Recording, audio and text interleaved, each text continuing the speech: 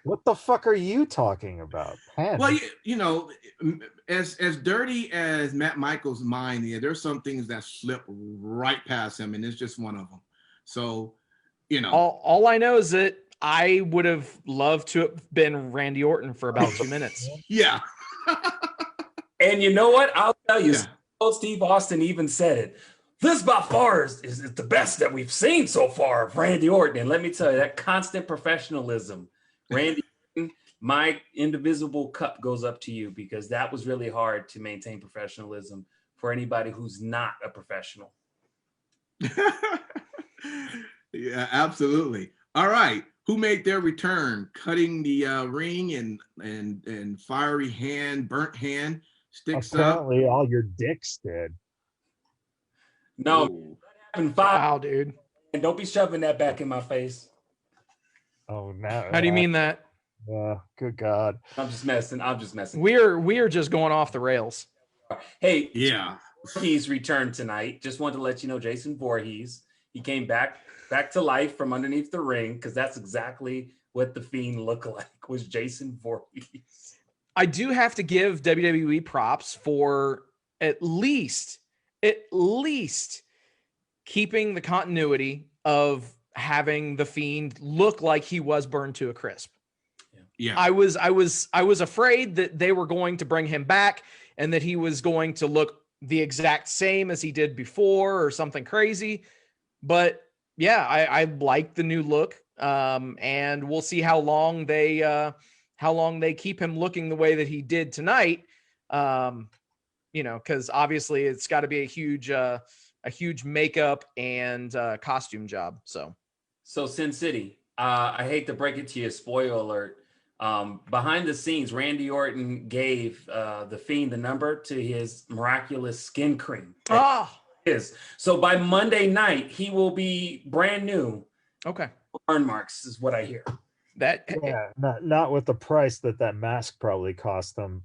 Yeah. Sweet though. Because Savini doesn't come cheap for something like that. That was amazing. Right. Exactly. And listen, for all the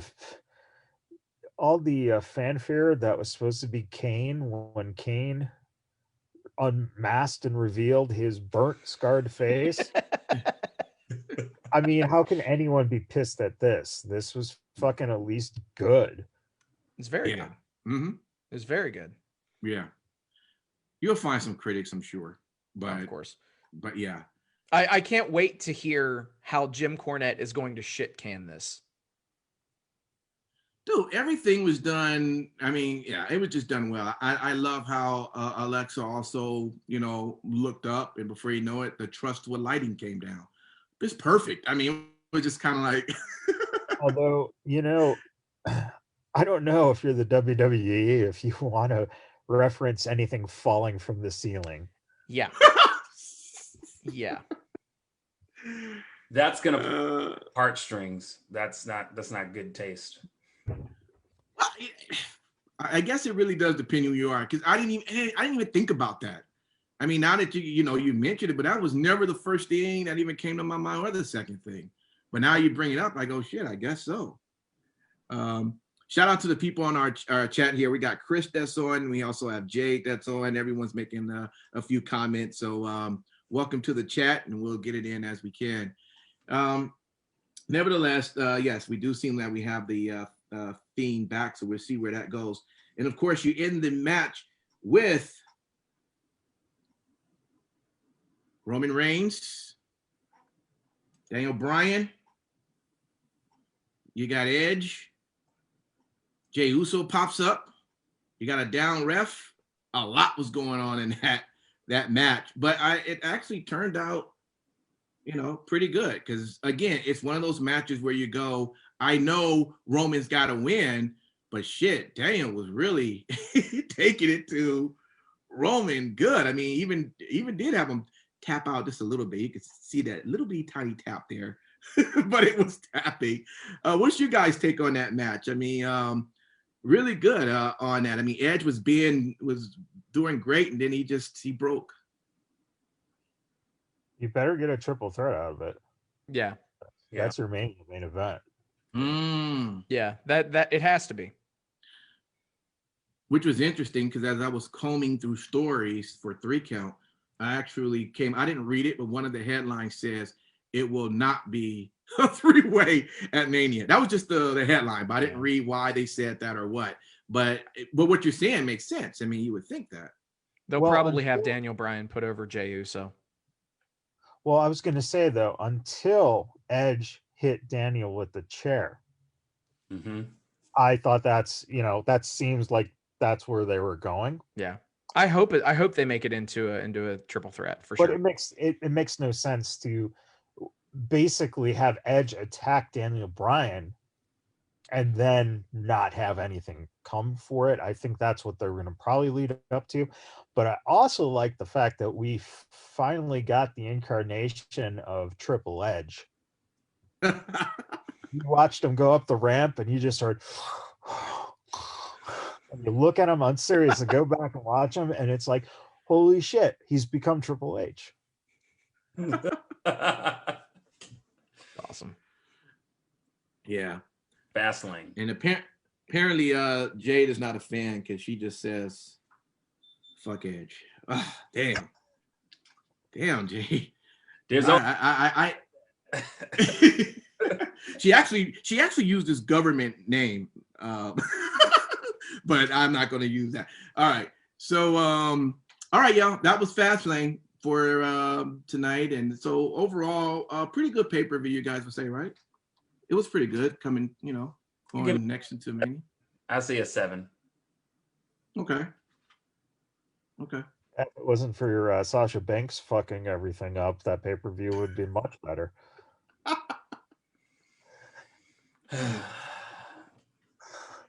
Yeah. It was a pretty fun show. It over delivered for sure.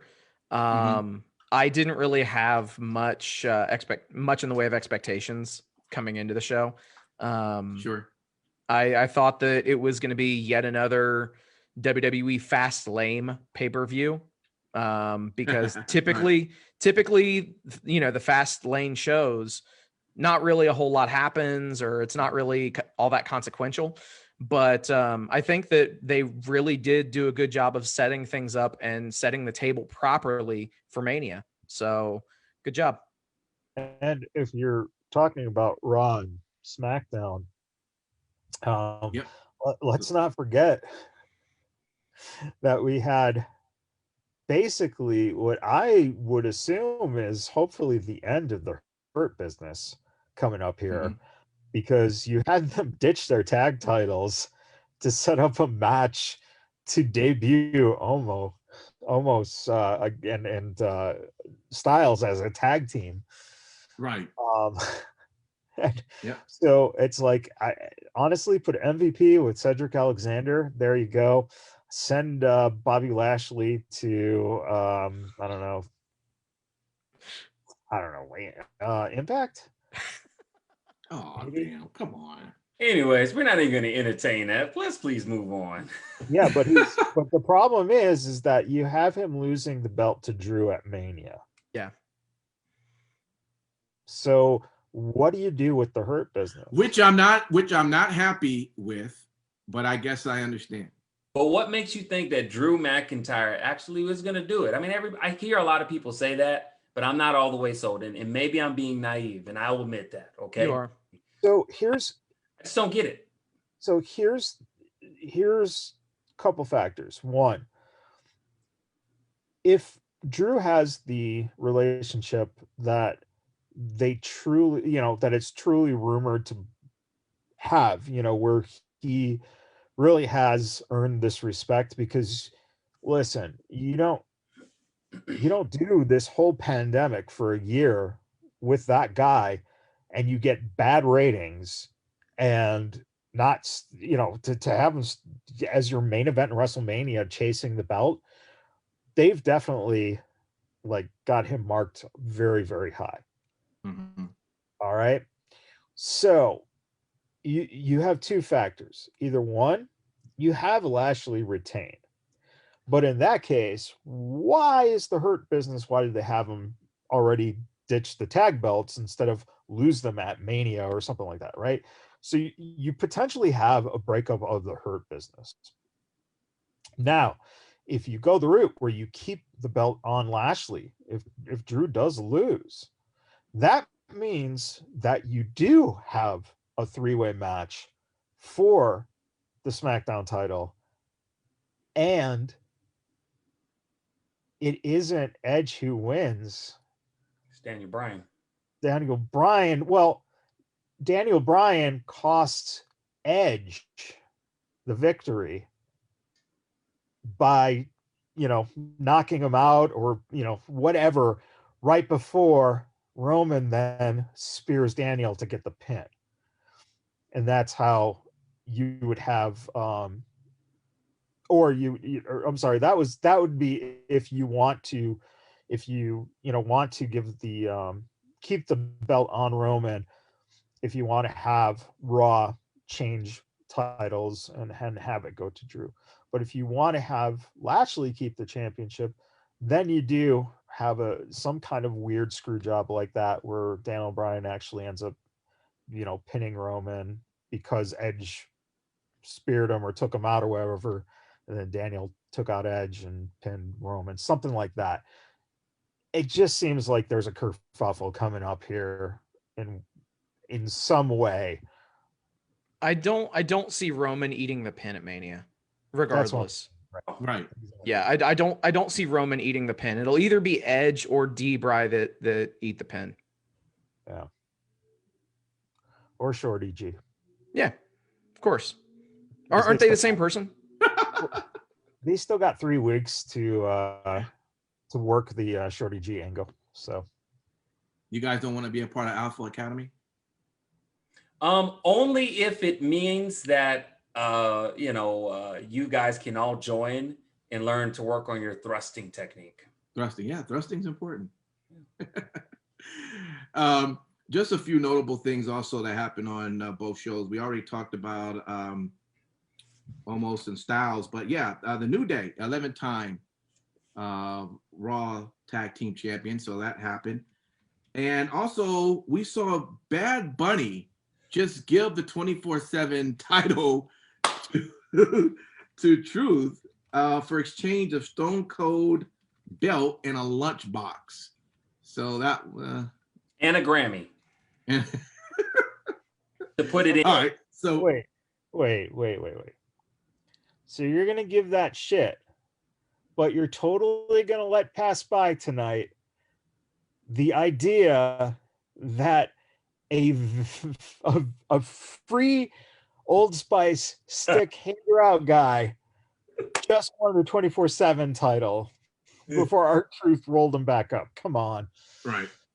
At this point, does it really fucking matter? They needed to get the belt off of him so they could build the fucking pay-per-view match. I can't believe that they did that to the most prestigious championship in WWE, the 24/7 championship. Right.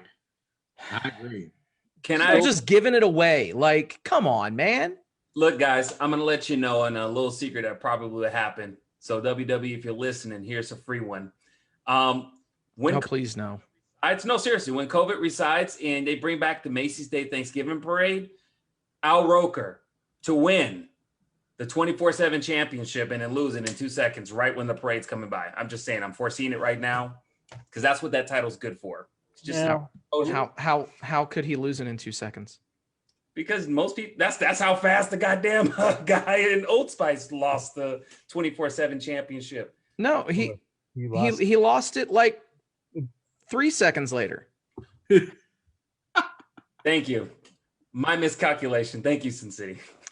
Anytime. Hey, Listen, the 24/7 title at least is still more prestigious than the TNT title. No. Now I know that you're just trolling and talking out of your ass. So I don't know, because apparently the greatest TNT champion in the history of the title. Yeah. Okay. Yeah. God. Okay. Let me hurry up and finish the weekend. You know what? We just skip Impact and just go to AEW. Are you sure? Are you sure you're able to do that? I don't want to because I have things to talk about. Because I mean, we need your hour-long Impact review. Damn! You know what, Sin City? I thought we were friends. Oh, we are. Oh, we are. Listen, that's why I can bust your balls like that. That's right. That's right. True. Last thing I want to say, Sami Zayn was on point. All right. He tells his crew, he tells Kevin Owens, listen, there is a conspiracy. Just sit down ringside and watch it happen. Okay. Sami, I haven't laughed like this in such a long time. It was just great. Sami gets in the ring. He's eye poking King Corbin. He's taking off the buckle. He's trying to get a 3 count with his legs on the rope. And he says it's a conspiracy against him.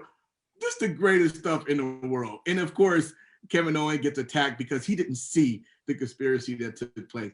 I was overly entertained with that whole segment on SmackDown. Just good stuff with that. I don't know. You guys have anything to say about that? The one thing that I was going to say is I actually took something in addition to that away from Sami Zayn on SmackDown. Why won't we see a Logan Paul, Sami Zayn sort of interaction at maybe WrestleMania? We all know how WWE loves to do, or attempt to try to get their mainstream people. Sure. I mean, they just had Bad Bunny, of course. And Logan Paul is all about. Logan Paul is all about the youth, right? I mean, that's his. He is. Yeah. I mean, that's the WWE demographic that Michaels was talking about earlier. I mean, it's smart. If they were to bring him in, then it would give them mainstream eyes. If they, the only question would be is if they've already had talks with him, because if you think about the money already being allocated to Bad Bunny, then they might not pull the trigger now, but I could see them doing it for SummerSlam then. Well, there was Fox tweeted out a video clip with Sami Zayn basically name dropping Logan Paul. And Logan Paul liked the tweet, even replied to it and stuff like that. So, I mean, obviously the interest is there from Logan Paul's camp. I mean, quite frankly, he and his brother are all about doing whatever it takes to make money. So I don't understand why why WWE wouldn't make some sort of a deal like that. If not for Mania, then sure, for SummerSlam. I just don't know if it can't happen for Mania just based on the time frame and already the money that's committed. Logistics and yeah, that's all. Yeah, that's all. But I think damn straight that you go after them, because that's the other thing too. Would you want to if you put all your eggs into this basket, then you're losing hype that you could possibly use towards another mainstay, especially too when you're trying to drive more eyes to that Peacock network, have another, kind of coming up for air after being underwater type feeling, just kind of have it ebb and flow. So yeah, it's not, I mean, I could see it happening. Yeah. It's obvious. I mean, WWE and NBC definitely want more eyes on the cock. I mean, that's how it is. Well, what better way to put all the eyes on the cock than to get YouTube's greatest and brightest stars on the product? I mean, why stop at Logan? Let's have JoJo Siwa on the cock, or eyes on the product to get the eyes on the cock. I'm not going to comment at all. I'm not touching it at all. She's underage, bro. We're not going there. I thought she was older now. Didn't she come older? But she's about. I don't even know who that is. So yeah, I don't know either. I just know they talk about her all the time in the past 2 months. Yeah, she's the same age as your daughter, dude. Oh, so 2 states that's legal, but I get it. Shit. All right. So that was WWE. Let me jump over into Impact, and I promise, Sin City, while you're having the same thoughts I'm having, that it won't be that long. I'm just glad that it wasn't me that said it. Right. All right. So check this out. Good Brothers decided they want to pop up on the show to confront the new tag team Impact World Champions, FinJuice. And hey, they still go by the rules of when you lose the title, you automatically get a rematch. So they come to them and say, hey, we want to have our rematch. But apparently FinJuice says, you know what? We got some business to do out in Japan, in New Japan, and we're taking our belts with us. We'll see you in a month in Rebellion. Peace. Okay. So now the Impact World titles are now somewhere out in New Japan World, which apparently kind of pissed off. Yeah. I'm sure they will be on New Japan World. Yes, I know, right? So, of course, that kind of pissed off Tommy Dreamer a little bit because he's kind of like an executive of some sort of Impact and went to go talk to Scott D'Amore and goes, look, Scott, what's going on? You know, now you got some of our belts now leaving, going elsewhere. I'm not happy about this. What's going on? Scott literally said, I have to quote, he said a few quotes, but Scott says, look, we were forced a relationship with the company who hated us for years, went out, built a bridge, and no one expected it to be Juice and Finlay to win the tag titles. But he then goes to say, but you know, Tommy, this isn't an easy thing. I mean, we could just do it the way you did it and run the company into the ground with your buddy, Paulie. And pretty much, you know, told Tommy, why don't you go and build the next pay-per-view and you get to see how easy it is. So the next Impact Plus pay-per-view happens to be called Hardcore Justice. And we all know Tommy, Mr. Hardcore, will now be in charge of putting together his own card for that particular pay-per-view on Impact Plus. And we'll just see, Tommy, just how easy it is for you to put a match together. So we're getting another ECW fucking pay-per-view from Impact Wrestling? Of course. Wow. But without Paulie and them running into the ground. Very well. They haven't had Paulie and them running it into the ground for the last 8 incarnations they've done it at TNA. So Impact. Yeah. If Tommy Dreamer is booking the card, sure, that bears the question. Yeah. How much longer until you are asked to book the show? Because I got to know. I wish I could say that is a possibility. But listen, again, Tommy, I don't know, because I guess he's Mr. Old School. He somehow has some sort of a position of some sort in Impact. I don't know what his title is outside of wrestler, but he seemed to sometimes come in and have this talk with Scott D'Amore, and Scott treats him as someone of importance. So, he just went ahead and threw that on him. So we're going to see where this comes out on their next pay-per-view and, see if he could do a good job. The other last part of the show I'll talk about was there was a talk between Don Callis and Rich Swann. They had a talk in the middle of the ring. Of course, Rich Swann is walking around with 2 titles in his hand, and he's going to be going against Mr. Kenny Omega. But I just wanted to quote a line that Don Callis told Rich. He said, and by the way, Don is just awesome, and in his delivery. I mean, outside of, Paul Heyman, God dang, he's got to be like, what, number 2? I don't know. I could be wrong, but he's pretty good. But he said, look, he told Rich, you are a once in a decade talent. Kenny, it's a once in a millennial talent. You are a superstar, Rich, but Kenny Omega is a god of pro wrestling, and that's just a fact. And he said that with just such prestige and with, just looking at Rich right in his face, and Rich just happens to take it.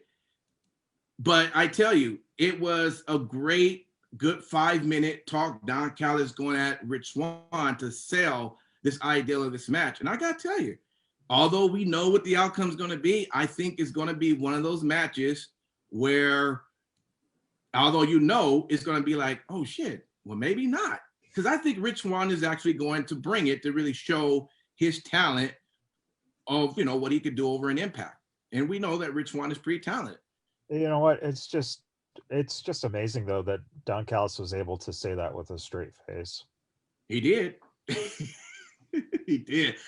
You know, in so many ways, I was like, well, that's kind of fucked up, but that's kind of what he does, right?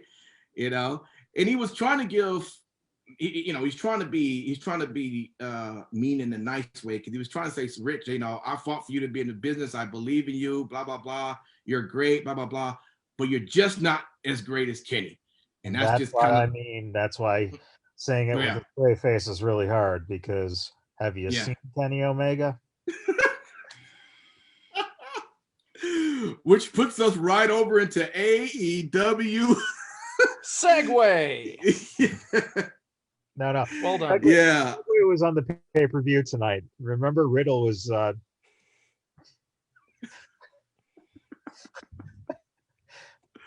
yeah. Does anybody else feel that when you see Riddle pop up, like he'd be perfect on like Sesame Street or as a guest character, like talking to puppets and shit?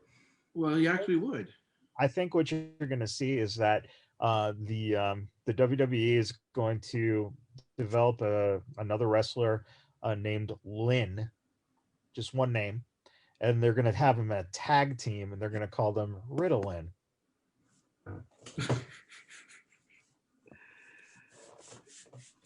I don't know so if this or like what, but that was pretty funny. If Vegas Bad Boys don't work out, Mr. Michaels, are you going to just pursue comedy on a regular basis? Maybe Sunday nights only? Comedy? These are booking fucking knowledge gems right there, man. I'm gonna go and I'm going to go to the NWA and book their cards now.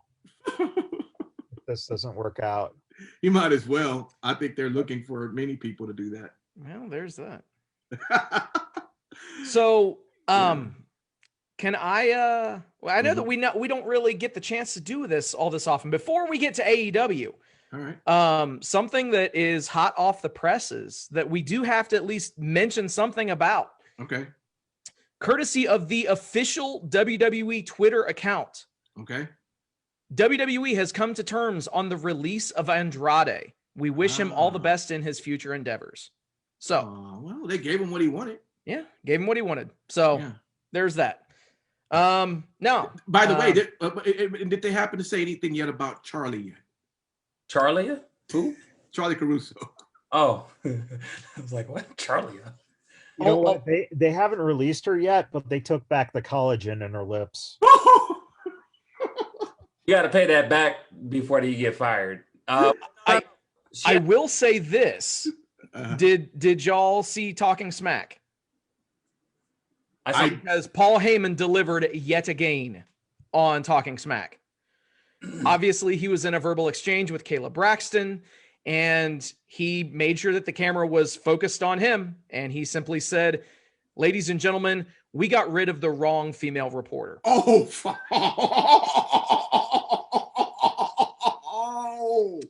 did he really? How did Kayla look? Because I saw that, you know, when they were repeating during the show, when he was making some comments about the whole match that Roman was about to be in. He was saying how Roman's the best, and Kayla was giving him this look already of like whatever. But I didn't connect that, because that part I didn't hear. So she's probably still reacting on that comment he probably said before he went into that whole tirade, huh? Yeah. Wow. Yeah. So damn, Kayla. Yeah. So there's that. Well, she did good tonight, I would say, you know, for the most part, because she hadn't done it before. She was pretty good, but damn, Paul. All right, go ahead. Well, damn.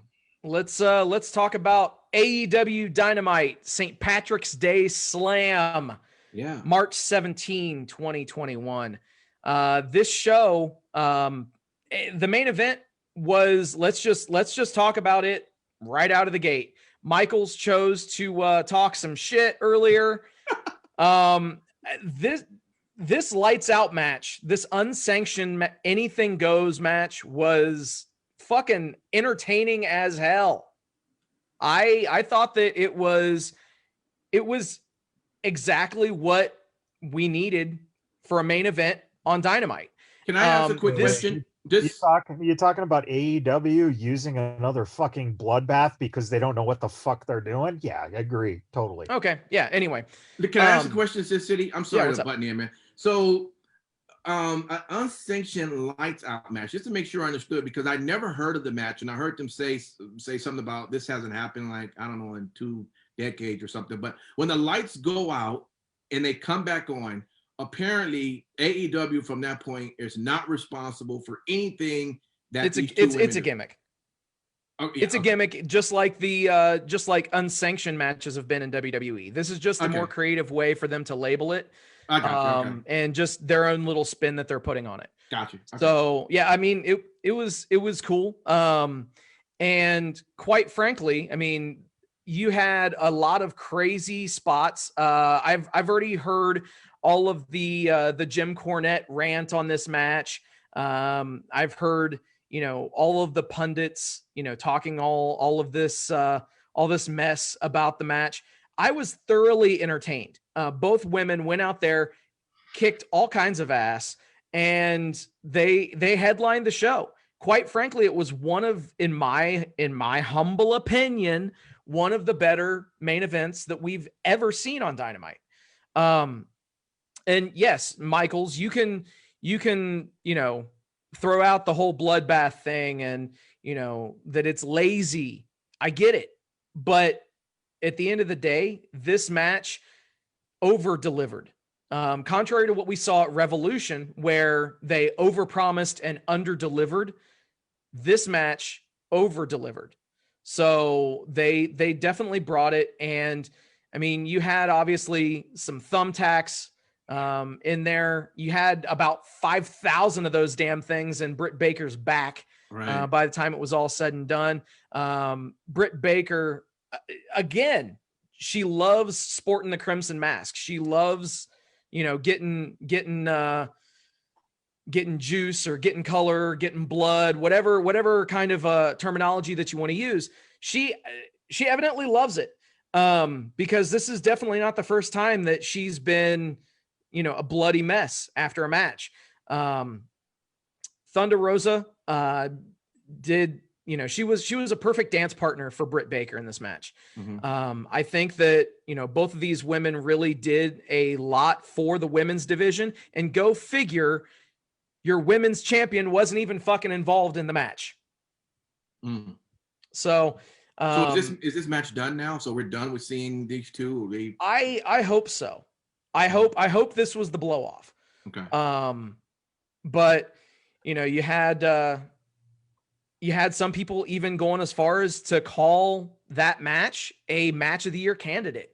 I personally wouldn't say that it was on that level. But it was pretty fucking awesome. Listen, I don't know how much else I could say. But elsewhere on the show, there were a few things that there were some missteps without a doubt. But all in all, this show was pretty solid. When I say missteps, I'm talking about the 10-man tag clusterfuck. Jurassic Express, Bear Country against Matt Hardy, Private Party, Butcher, Blade. It was every time they have these 5-on-5, 6-on-6. I don't like these multi-person tag team matches. I really don't. Yeah, they seem like they really you build yourself into when you put all these fuckers together. Exactly. Yeah. Exactly. And then you when you try to resolve it, you get stupid ass motherfucking shit like Brian Cage all of a sudden just deciding that Sting is really great and he still has it. And now is apparently out of the Taz fucking thing. Like, what the fuck? Come on. I mean, you've got Brian Cage leaving Team Taz, evidently. It's going to be interesting to see where they go and what they do with Cage. I think Brian Cage has a major future in that company. I would be completely good with him being the one down the road to take the title off of Kenny Omega. What do you mean? They're going to put it on Christian Cage, apparently. Dear God, no. That would be, quite frankly, one of the worst things that they could do is to have Christian Cage take that championship. Because what kind of a message does that send to the locker room? But also, you have people that, quite frankly, are AEW maximalists, and they are giving WWE shit for bringing back part-timers and giving them main event spots. Now you have AEW doing the same shit. But, but does it not just boggle the mind, the contradiction, when you're a guy as good as Christian is, to come out on a promo and to basically say that I don't want to be the one taking the spot away from other guys. Yep. But I'm the one taking the spot away from other guys. Right. Like, yeah. What the fuck? Yeah. Yeah, that was just, I was not a fan. I'm not a fan of how they're using Christian Cage. And stay tuned for 3 Count, because we'll talk about other people that feel the exact same way. And by the way, Chris on our chat literally just said, I'm worried that AEW is using the TNA playbook on how to book or use Christian. So yeah, there's that. So yeah, definitely listen to 3 Count, because we have a lot more. We're going to talk about that. But yeah, go ahead and continue, Sin City. Without a doubt, man. So elsewhere on the show, you had Jade Cargill having an awesome showcase match against Danny Jordan. I'm keeping Jade my Cargill eyes on did her. exactly what she needed to do. And it's going to be fun to see how they groom her into being the future of their women's division. Absolutely. I've said it from her opening promo, that if they don't give her that championship and let her run with it at some point, then they're making a huge mistake. Oh, I hope they give her the championship when her contract's about up and she's jumping to NXT. That'd be beautiful. Of course you'd fucking say that. Well, hey. Well, here's the thing, though. Let me ask you this, Steve. How do you develop her when your main program is the only thing that you're going to be putting her on, essentially? Okay, so all that they have previous to Elevation launching, was Dark. Okay, you put her into a program with, of all people, fucking Shaquille O'Neal. Okay, so obviously that's going to give her a lot of spotlight. And you also just so happen to put her in a match with, let's call it what it is, the face of your company, Cody Rhodes. So she was given a prime debut spot. Now they can start to mix her into the women's division. And I don't have a problem with them doing what they've done with her. They gave her a great spot to debut at. That way she gets name recognition out there. People who have never seen her work before, because newsflash, this match with Danny Jordan was her second televised pro match. So she is obviously, she's still pretty green, but she will be a superstar, a mega star, if they play things correctly. So AEW, I know somebody within your offices listens to the show, watches the show. Please don't fuck this up. Hey man, please don't fuck this up. She's gonna look good in a green shirt next St. Patrick's Day, next to Vicky Guerrero, just as their former big push star with low exposure has been this past. You know what, Michaels? I agree with you on the sense of right now her success is based on AEW, but I will say right now, I wasn't sold on her when she first came in. I'm gonna be real with you. But after kind of seeing it, I see the promise. There's promise there. I see the marketability.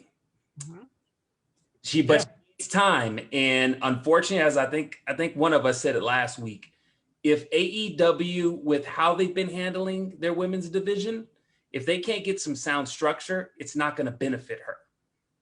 Plain and simple. Listen, I've already said 4 weeks ago, when I made the comment on our show here, I said it, that Triple H is already have his eyes on her. I said it.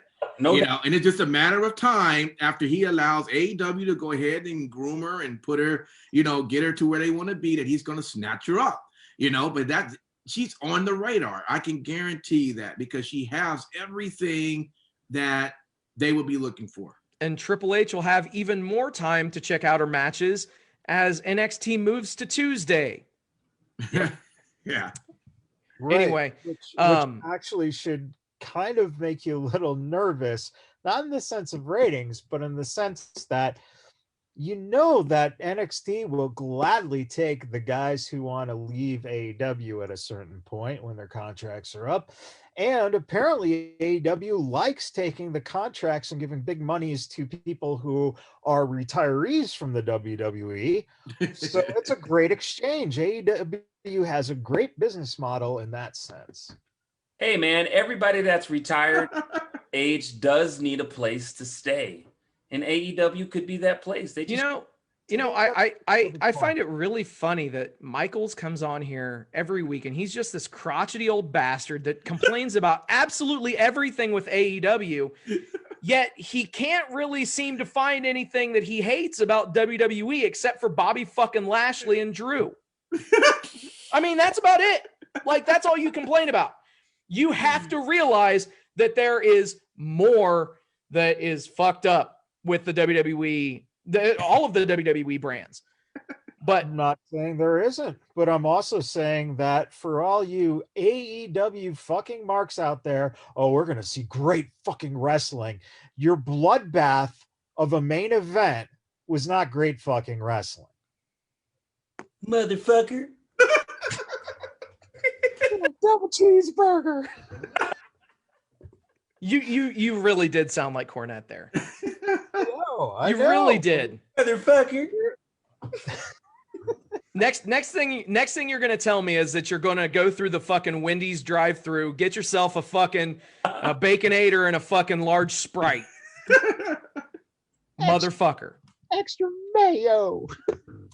Y'all motherfuckers, get my shit right, motherfucker. And last but not least, can we just comment? And it takes a lot for me to say this because he's awesome and his promos are some of the best in the business. Mm-hmm. But that MJF promo, yes, Tully Blanchard teed it up for him extremely well, but MJF knocked that son of a bitch out of the fucking park. The introduction of the Pinnacle was exactly what you would want. It was exactly what you would want. And MJF, dude, I can't believe just how young he is and how much he is just getting better before our eyes. It's true. It's awesome. The guy is on another level. Yeah. The two best things that came out of this is the Pinnacle, which if they get rid of Sean Spears, things will probably look a little better. But wait, he left WWE, which is don't you love everything in WWE? Well, you know what? I would have been hyped up if I was an AEW fan for Sean Spears coming in, like every AEW fan was, until they realized that AEW has no fucking clue what they're doing. So therefore, now he's got a blonde mohawk and is with a group with Tully Blanchard and MJF, But he is a perfect 10, Let's say that. The other best thing on this show was Scorpio Sky. Mm-hmm. Michaels, I will let you enlighten our audience, because while I appreciated the segment, quite frankly, I would love for you to actually say something positive about AEW. So please indulge us. So I'll say something positive about Scorpio Sky. What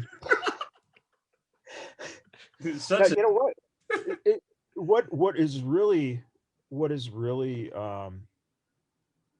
I think encouraging to see is at this point, I honestly think that Chris and Kazarian, I think Daniels and Kazarian probably are the ones who pushed for this to happen, because you could see that, listen, Scorpio Sky is a younger guy, but he's not MJF young.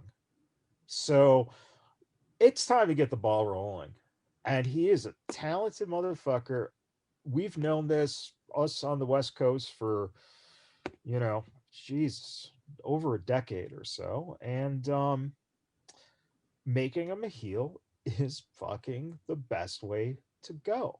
These are the smart decisions. And by the way, Mr. Sin City, don't you love it when someone has the balls in a promo to say something like, take it from me, you don't want your wife at ringside, it'll only ruin your career. Facts. That was the line of the night from someone who, if they would fucking get their shit together, would lose them quickly. But, I actually had that in my notes, because that was definitely. I got a couple of other lines I just want to mention. Indie-rific. Yeah, that was. I was like, oh, okay, it's clever. MJF, I guess I am Judas now. Man, love it. Great. Don Callis, hey, he asked the Young Bucks, when you look in the mirror, do you see the Young Bucks back in New Japan? Great. I love that. That was awesome. So those are just a few. Oh, and are we allowed to say Bullet Club on TV? I'm not sure. Well, the best part about that was the delivery. Right. Because they said, are we allowed to say Bullet Club? So like they put a pause in there. Right. So that way they can. Yeah, right. And you forgot one, DJ. Okay. Didn't someone on this TNT use that same hand signal some 20 years ago? Yeah. Yep. Yeah. Absolutely. The only thing I was sum up since he was the first match. So listen, I like Penta, I like Cody. I know that they're excellent wrestlers, right? But how that ended, I just thought was this bullshit. Penta pretty much snaps his arms, which from that point should have kind of had Cody out just a little bit. You think? But he just but he instantly gets back up, roll him up for a 3 count. And I'm like, what the fuck was that? Bro, Cody Rhodes, and I'm going to piss you off, Michaels, by saying this. I'm sorry. Every single damn week, Cody Rhodes is getting to be more and more like John Cena in the Super Cena era. No matter what fucking happens to him, you could run him over with a car, and he will always pick up the win, no matter what. Yeah. But here's the thing. There's one glaring difference. Cena wasn't part ownership of the company. So, I mean, I get that they were pushing his ass, but what's weird is that you're right in that sense, that it seems like he's getting pushed and pushed, but he's part owner. Right. Yeah. So therefore he's pushed. But if I don't have the title, then it's okay, is what it seems like he's going on. Right. And so here's something that I do just have to mention as well. I genuinely hope that they are proceeding with having Alex Abrahantes as a permanent interpreter, manager, what have you, for Penta. Yeah. I think that he is really leaning into the heel role, as we mentioned last week. Yeah.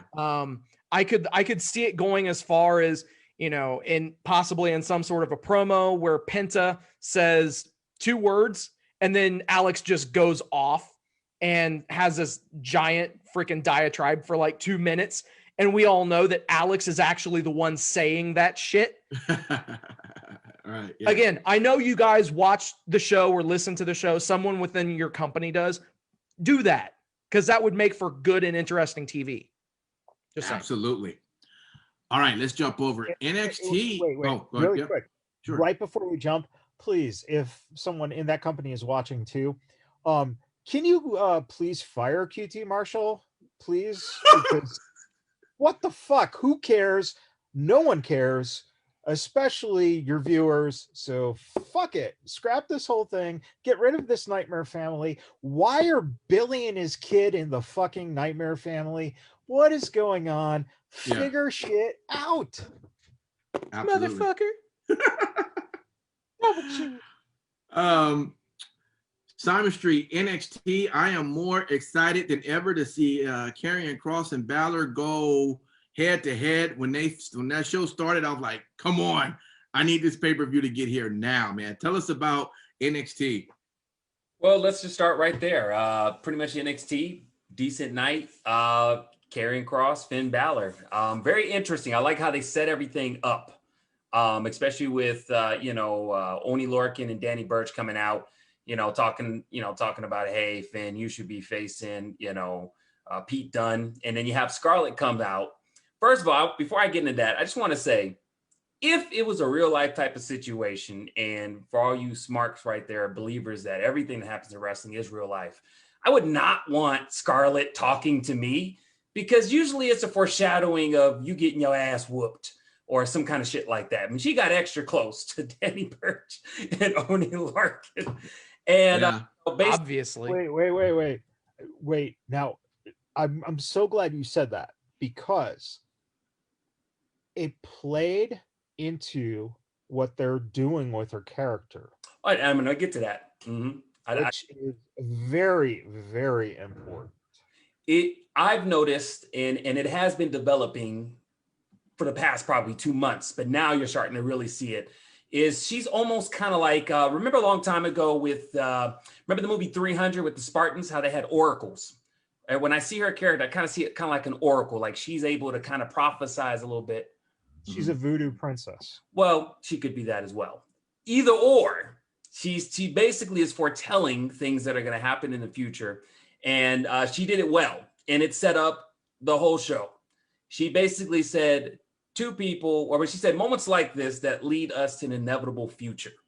And I'm going to paraphrase. She basically said 2 men dripped in gold. She set that up. Then she went out and talked to, the NXT Tag Team Champions and weaved that tale. Awesome on her part. I can't get enough of her. As far as how it sets up everything. And, I would just be honest with you. It's going to be really fucking interesting where this goes once Karrion Kross wins the title. I will be shocked if he does not win the title. Shocked.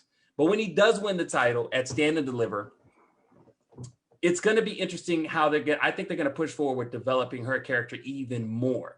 And you're going to see something like pretty much kind of like, a Paul Heyman, but more in like, Michael said, basically like a voodoo priestess. She can pull it off. She can fucking pull it off. But did you realize what she did when she went out and talked to the 2 of them? Yeah, she coaxed them up. She coaxed them up into putting the tag team titles on there and playing the card. She didn't coax. This was the brilliance of it. She hypnotized them.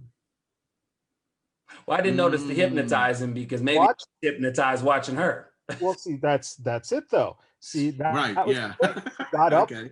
She started rubbing next to Oni, and getting, and the way her body was curved, and all of a sudden they looked at each other and said, "She's right. We should be." Yeah. That is where you're going to see the character going. Yep. She's this.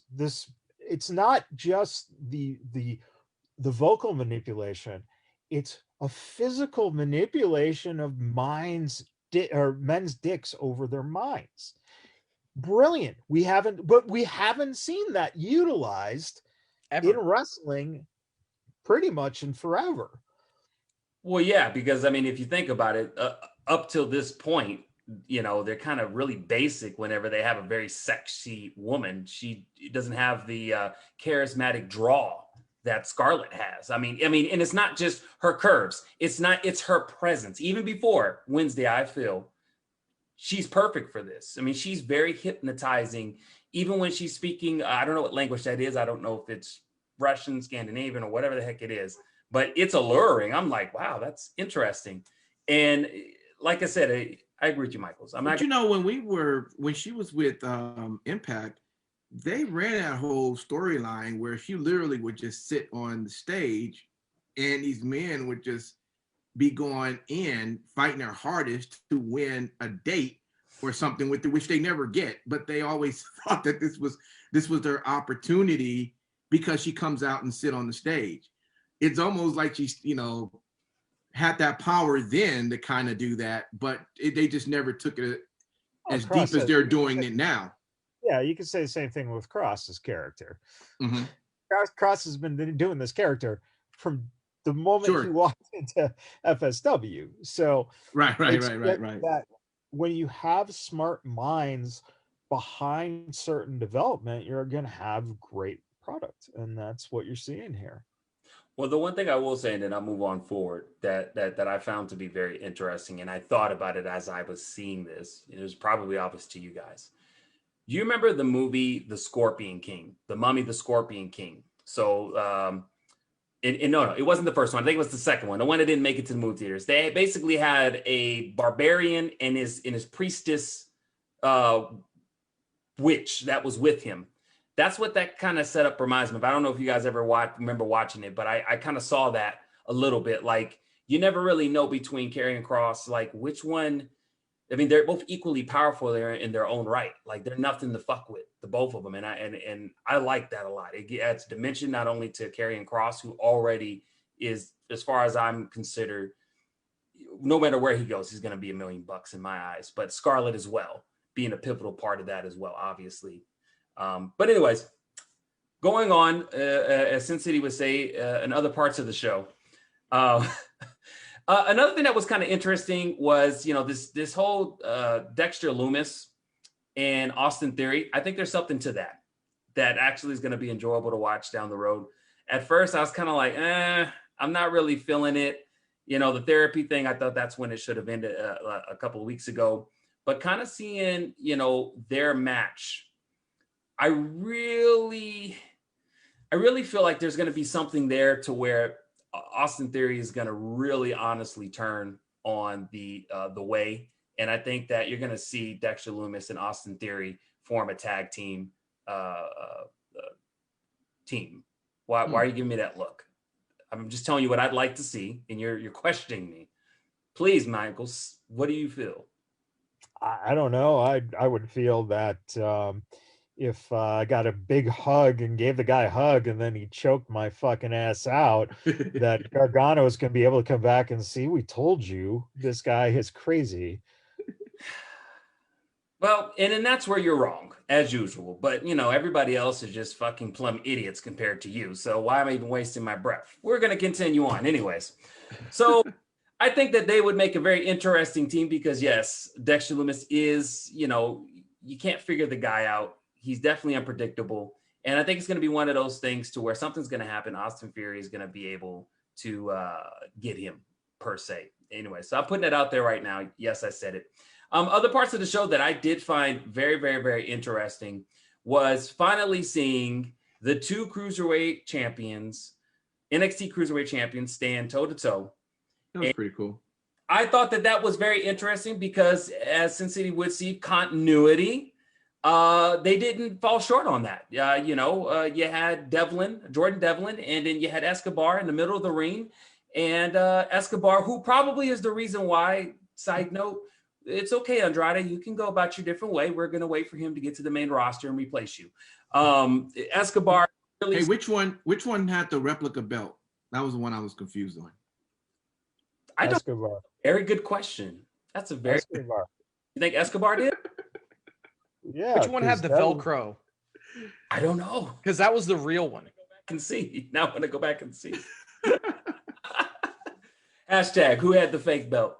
But pretty excited with their match. And that headbutt, I don't know if I mean, there was a lot of blood because, you know, they have those little things they put in their mouth to make it like they have blood and stuff. But I don't know. That was a pretty convincing headbutt. And of course, something's going to happen with them. Obviously, at Stand and Deliver. That's going to be an exciting match. I'm looking forward to that.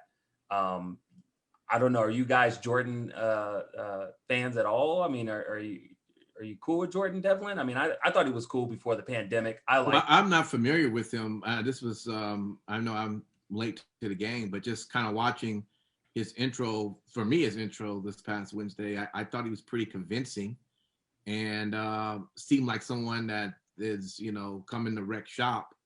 And that alone sold me enough to want to watch the match that he's gonna have. So you know, if he can fight the way he delivered the promo, it should be awesome. He's a great talent.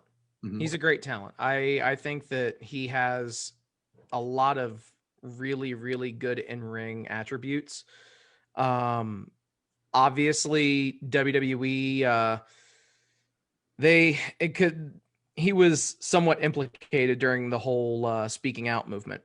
And for them to continue to push him, either they did the research and found that stuff was untrue, or they just don't care at this point because enough time has blown over. And a lot of people have unfortunately forgotten about those things.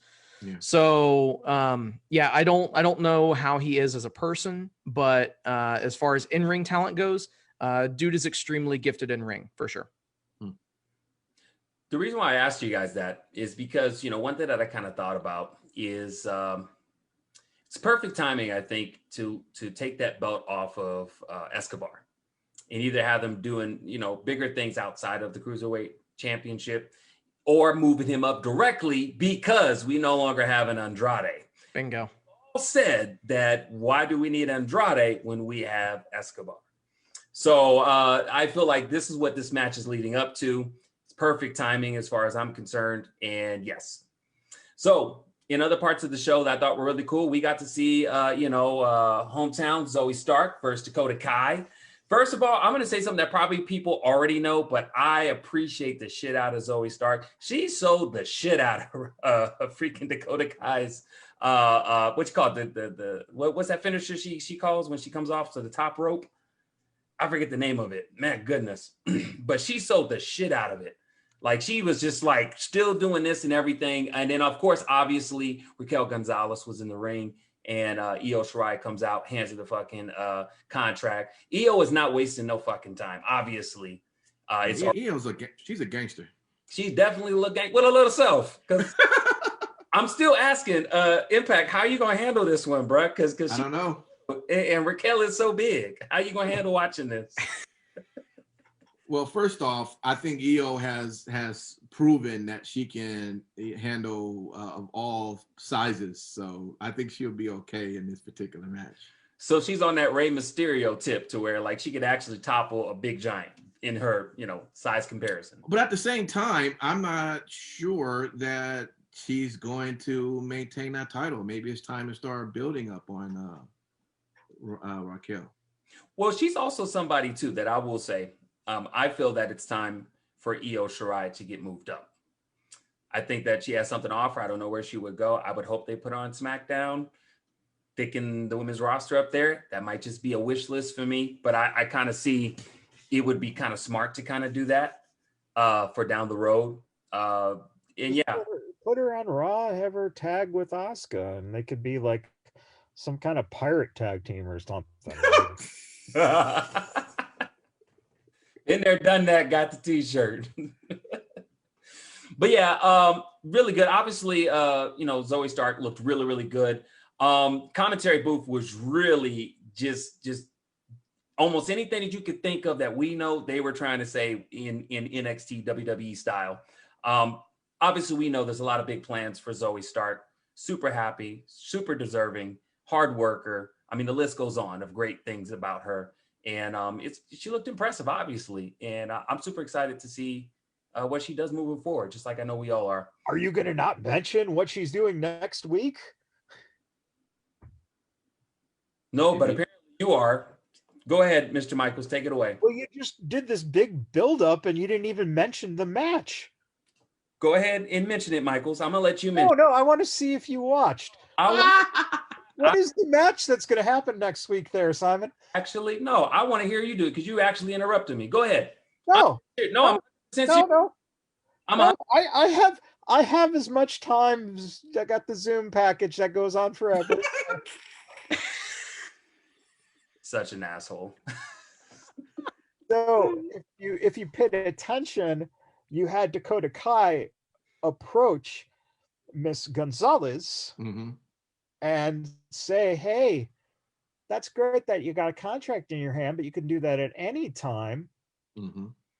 How about next week? Because we have to have this because we haven't won in a few weeks as a team. You and I go against Io and her new best friend, Zoe Stark." Yep. So get excited for that, Simon. That's coming up next week. So anyways, in the rest of the night that pretty much happened, we're going to talk about Tommaso Ciampa, because I'm not even going to entertain Mr. Michaels in his buffoonery. But Tommaso Ciampa. So to the Shadow Realm. You gonna risk that? Oh my Lord. Hey, we all know how things go. Once you go there, you don't come back. Oh my God. Well, in I will say this. Thank me to the Shadow Realm once again. But you know who my real true hero is? Is a guy who's come out of the friend zone, and that is Ron Weasley. Yes, Ron Weasley from fucking Harry Potter. I believe in him, and I will come back. And thank you for letting me come back. But anyways, getting back to what I was saying. The big thing that I wanted to talk about today is what I talked about last week. So Tommaso Ciampa had an interview a little bit earlier in the night and was talking about his response to Imperium. And he pretty much had a match with Marcel Barthel. And I remember talking about it last week, and a couple people said, and I was like, hey, Imperium's coming back. Are they going to bring back Walter? Well, we got our wish toward the end of the match. After Tommaso Ciampa beat Marcel, Walter came out. I was super excited because I like Walter. I like him a lot. He's been champion for 716 days. And a reason why I'm going to be real big on saying 716 days from what I found is it's not all COVID days. It's actual before COVID really kind of hit. He was doing a big chunk of that. And I would hope that's over 2 years. Yeah. Nice math there, brother. Anyways, but the reason why I like Walter a lot is because I think he brings something in. Boy, that fucking chop that he gave Tommaso Ciampa. Yeah, that was heard around the world. Ass chop. And I'm super excited. I hope that there's so many different things I could think of where I want Walter to go.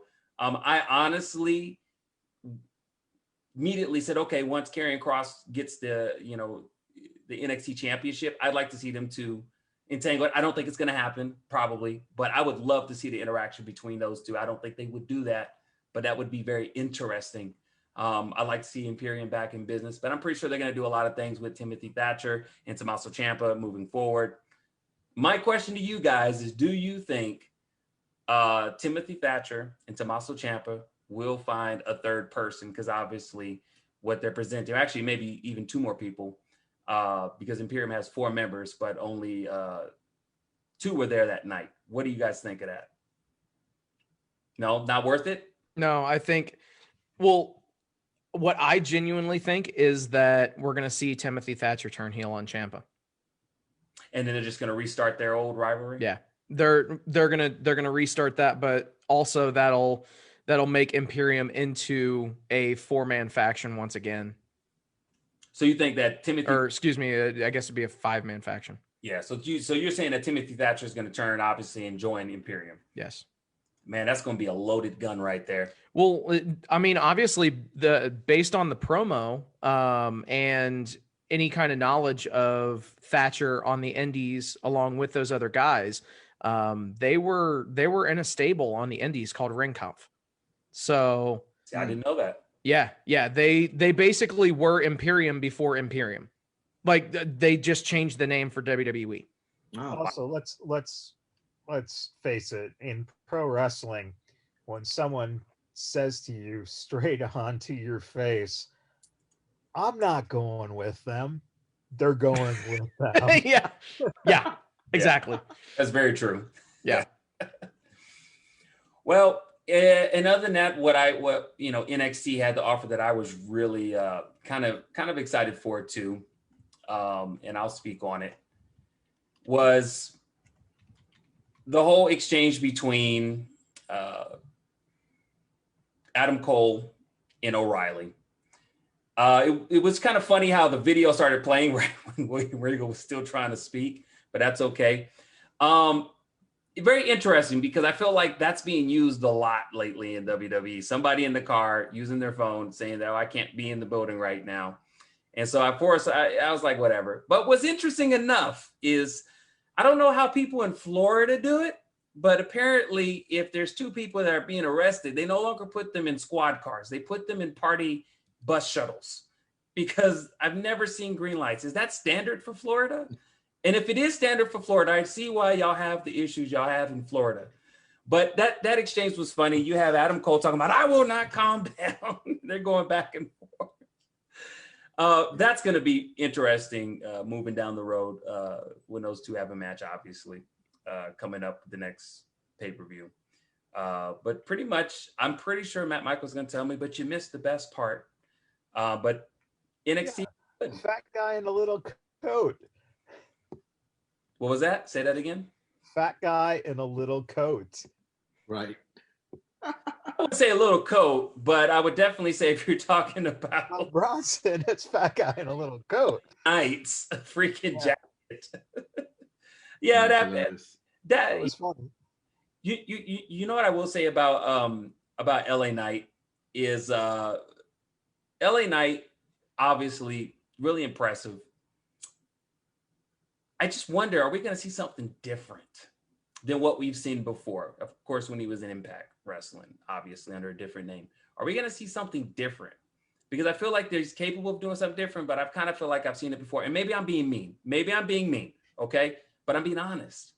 And, him facing off against December White, August Gray, it just wasn't doing it for me. It just wasn't doing it for me. So I'm just trying to figure out. You mean match number 1 didn't have you all in hysteria? Come on, dude. It's just a setup. I know it was, but I'm just saying, like, I don't know. Listen, we just went over the fact that Cross and Scarlett were essentially the same characters in Impact. Yeah. So listen, just let them do what they do with NXT and it'll be fine. And by the way, this show was a COVID show. Think about that. Yeah. It had like 8 people that were cleared. Yeah, you're right. That's 100%. And you know what? Kudos to them then, because I didn't even notice it immediately. Was Cameron Grimes one of those COVID people? Is that why he was fishing with the Dolphins with the hat? Kiss my grits. Love it. Oh, got my son saying kiss my grits, by the way, because he's watching NXT with me and he said kiss my grits. So now I got to explain to his mom why he's probably going to tell her kiss my grits. Oh boy. Well, that is NXT. Good stuff right there. With ROH, there was nothing on TV programming this week, and that's because they're preparing this Friday, the 19th anniversary show that they're having, their pay-per-view. Ring of Honor, you'll be able to watch it. Of course, it'll be on their pay-per-view, probably a part of Honor Club as well. 19th anniversary. Normally, that's the pay-per-view that comes to Vegas, and we normally get to see that at Sam's Town, but because of COVID, that's not happening. This Friday, a lot of good matches is going to take place, so if you get a chance to tune in and watch it. New Japan. We finally got our winner of the New Japan Cup 2021, which was Will Ospreay. And what was even more interesting about that, with his group, the United Empire stablemate, he attacked one of the members. In fact, his girlfriend Sin City, what the heck was going on here? I watched this and I was like, whoa. Yeah. So it threw everyone for a loop. So the finals came down to being Will Ospreay against Shingo Takagi, and good match between the two of them to cap off the New Japan Cup tournament. Ospreay gets the win. Ow. Oh man, I just got a case of Shingo Takagi. Ooh, sorry. If Vegas Bad Boys don't work out, you can see him every Sunday night at the Tropicana. Matt Michaels, you will see him live. I wouldn't exactly say that it'd be at the Tropicana. Maybe out in the parking lot. Yeah. Pretty much. Right. But yeah, so Ospreay gets the win. Yeah. And as is the customary result of the tournament, the tournament winner gets a championship match against the current world champion. And so obviously Kota Ibushi comes out, your boy Impact. So they Ibushi comes out with the championship, gets in Ospreay's face, and Ospreay cuts a promo saying that he's coming for Ibushi, and that I know that you're going to take that a certain way, Michaels. Anyway, Ospreay during the course of the promo says that he wants the championship more than anything. That he loves the championship more than anything. Yeah. Or anyone, and instantly turns behind him and drops B. Priestley with an Os Cutter, an RKO. Yeah. So yeah, that was interesting. Yeah. No one saw that coming. So Dave Meltzer has reported saying that evidently this was a way of them writing B off from New Japan TV because she is going to be getting an enhanced role with Stardom and probably going into a championship program with them. I'm so glad you said enhanced role, because I thought it was going the WWE route and she was going to get enhancement surgery. Lord of mercy. Lord of mercy. Yeah. Anyway, yeah, so B. Priestley evidently is out of the Empire, and so now we have Will Ospreay looking like a main eventer. Right. And obviously he's got Great O'Khan with him, but also he's got Jeff Cobb with him. Jeff Cobb, yeah. So yeah, we'll see how that goes. So when is this match take place? So as far as the match, it's going to be at Sakura Genesis, which is April 4th. So it's coming up pretty fast. It's coming up pretty soon. Gotcha. Yeah, that is actually where the new IWGP World Heavyweight Championship belt is going to be revealed. When Ibushi came out, he had the standard IWGP Heavyweight Championship with him. But as we discussed, they are merging the heavyweight and the Intercontinental Championship together. Right. So we're going to see that championship unveiled at Sakura Genesis. Wow. Something to look forward to. Not Sega Genesis, Michaels. No. I was going to say, though, speaking of Great Okai, happy St. Patrick's Day to you people who just celebrated this past Wednesday. Hope you all had a safe and wonderful St. Patrick's Day out there. Top of the morning to you. Top of the morning. I had an Irish car bomb. That's all I got. Oh, man. Well, that is our wrestling talk for this show here. We thank everyone for hanging out with us. And a lot is going on as we move to everyone's getting close to their top sort of wrestling pay-per-views for this month and next month. And so it's going to be a lot of good shows, a lot of good events happening. And guys, believe it or not, I guess we're getting closer to live events because we're not really talking about it. But as we know, Mania tickets went on sale and they're going for 35,000 people there. In fact, I guess that would be the biggest event that has probably happened since under COVID. So hopefully everything works out great for that show, and hopefully there isn't you know, in a super spreader event of any sort. Hopefully everyone takes their you know, all the precautions they can for that. But it's happening in Florida.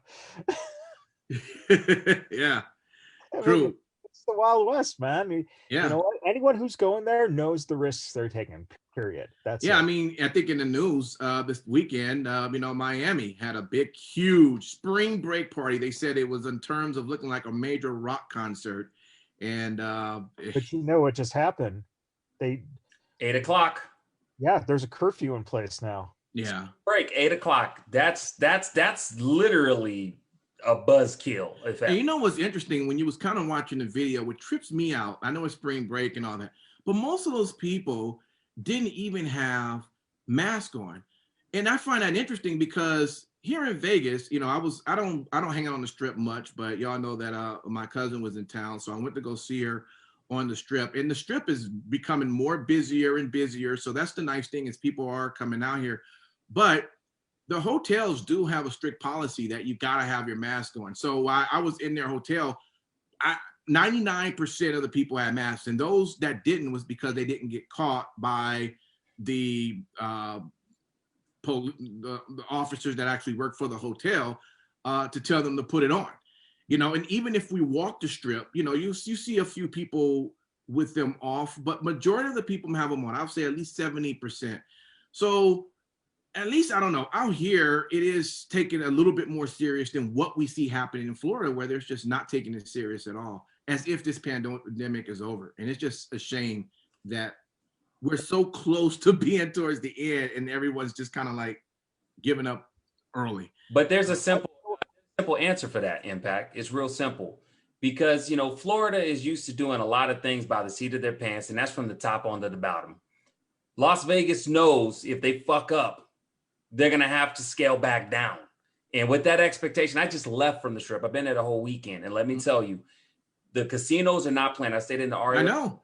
And let me tell you, there was a time where I left my table to quickly use the restroom and forgot my mask. Only took 3 steps. And before I could think, oh shit, my mask, I had security. Yeah. Put it on. They're not fucking around. Yeah, exactly. And like I said, Florida running around like they don't have It's anybody. crazy. They're always gonna be like that. You know, DJ, why'd you go see your cousin's strip? Oh God. All right. Guys, if you want to hang out and listen to the 3 count, we are going to do that next here on video. If you're listening to the podcast, thank you for listening to Wrestling Talk, and make sure you tune in and download the 3 count on tomorrow, Tuesday, which would be a great a bunch of topics we're going to talk about. So thank you for listening, and with that, we see you next time. Peace.